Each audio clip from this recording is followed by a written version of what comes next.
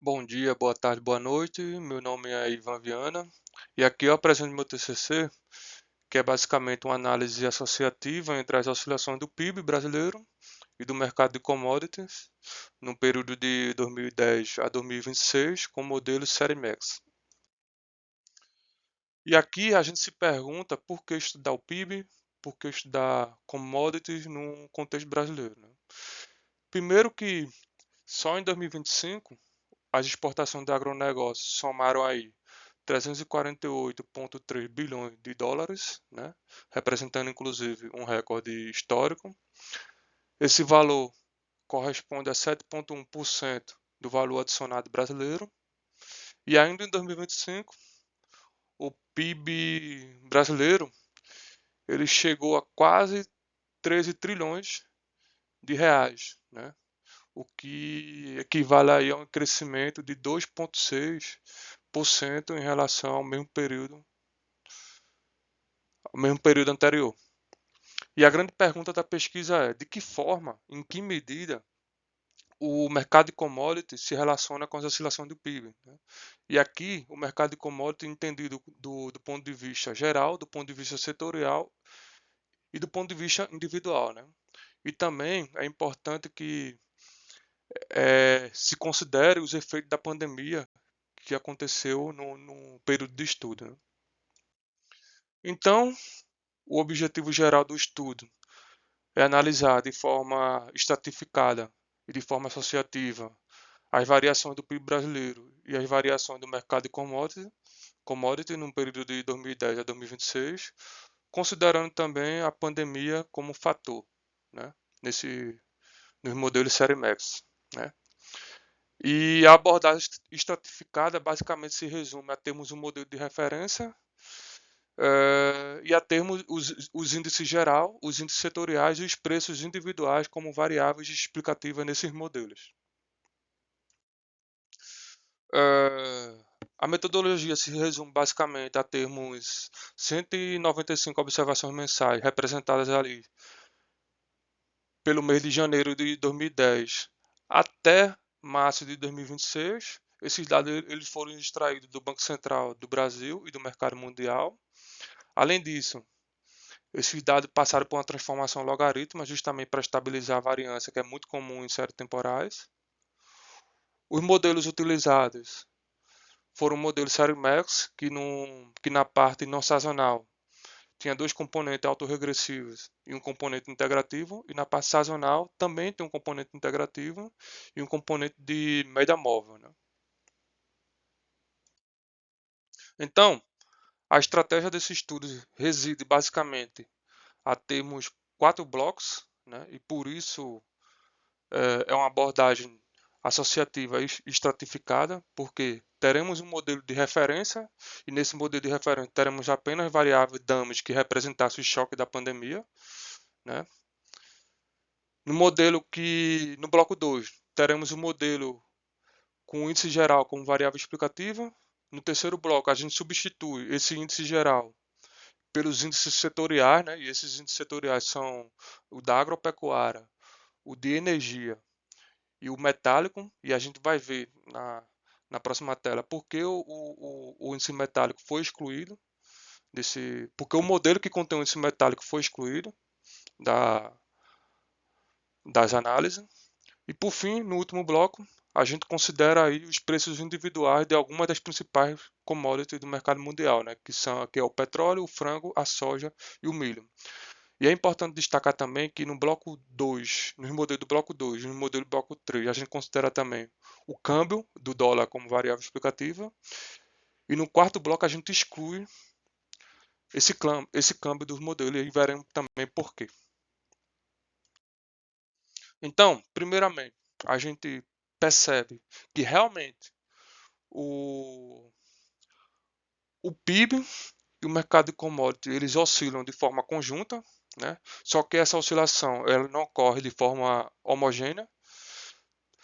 E a gente percebe, pelo menos assim, à primeira vista, essa diferença através dos coeficientes dessas variáveis, né, do índice geral agropecuário e energético. Né? E a gente percebe também que, do ponto de vista setorial, o índice agropecuário foi o índice que teve maior relevância. Além disso, o índice da agropecuária foi o índice que mais se aproximou do índice geral, uma vez que o índice geral e o índice agropecuário ele guardam uma relação de forma do ponto de vista matemático, né? Eles são bem próximos, então eles oscilam de forma mais ou menos próxima e por isso que os coeficientes desses dois foram também próximos. E o índice metálico, né, o modelo que contém o índice metálico foi escolhido justamente porque o índice metálico ele não guardou relação estatisticamente significativa com as oscilações do PIB. Né? Isso equivale a dizer que o coeficiente do índice metálico ele é estatisticamente igual a zero. Né? No quarto bloco, né, então, que contém os modelos que possuem os preços individuais de commodities como variáveis, a gente também percebe heterogeneidade, né, entre essas commodities, né?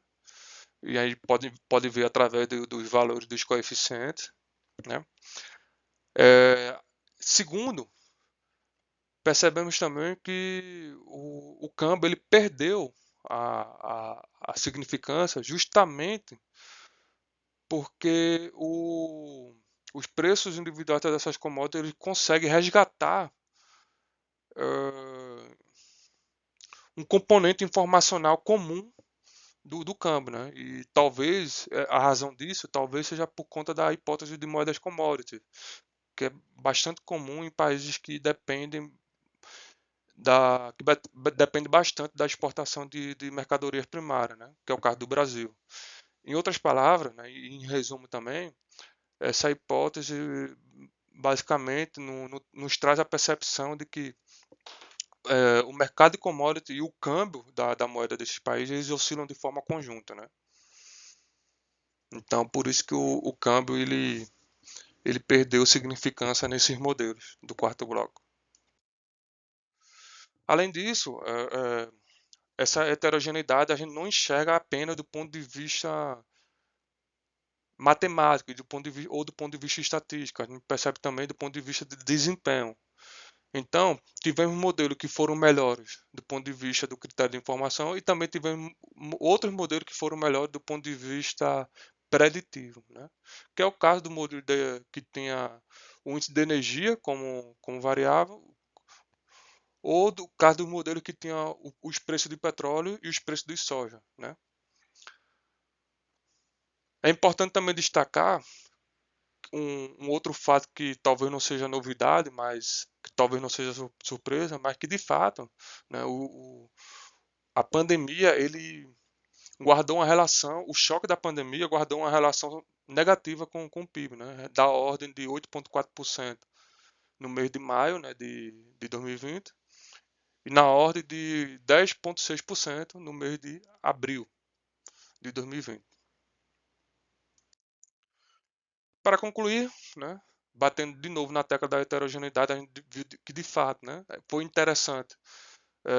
Partimos do índice geral, passando pelo índice setorial, até chegarmos nos preços individuais de algumas commodities selecionadas e percebemos que de fato existem relações heterogêneas entre o PIB e essas variáveis de commodity.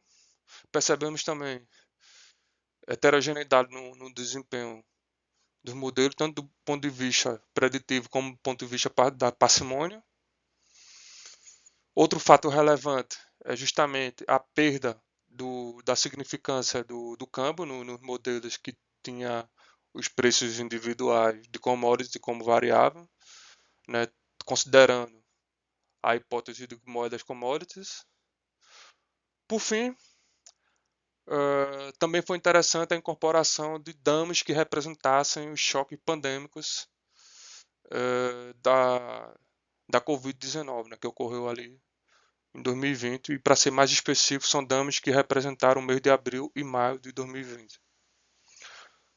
É importante também destacar que, de novo, o estudo ele teve um olhar associativo e não um olhar causal. Né? Então, o objetivo do estudo foi fazer análises associativa e não análise com teor de causalidade, né? As limitações, eu diria que basicamente foram quatro. Então, a janela curta, né, do período de teste, né? A adoção do PIB nominal, né? E além disso, a questão da multicolinearidade entre os índices, e isso até justifica também, de certa forma, a desagregação dos índices, né? Além disso, como já falei, é que o estudo teve uma abordagem associativa, né? E tendo modelos que incorporassem índice ou preços um a um nesse estudo.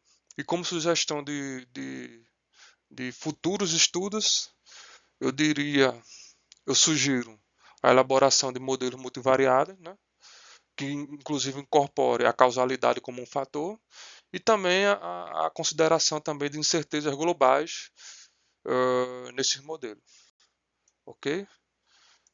Então é isso que eu tenho a apresentar e muito obrigado pela atenção.